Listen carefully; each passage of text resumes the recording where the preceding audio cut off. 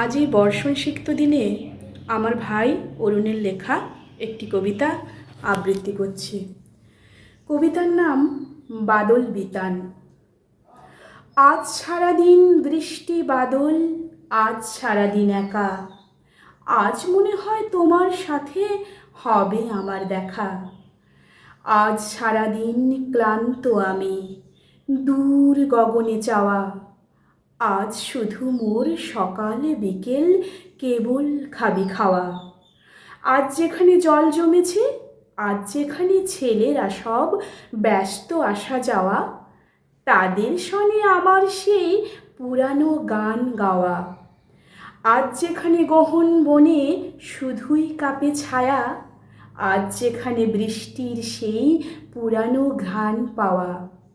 আজ যেখানে মনের খবর কালো মেঘের মাঝে, সূর্য ওঠার আশা নিয়ে হৃদয়পুরের সাঝে।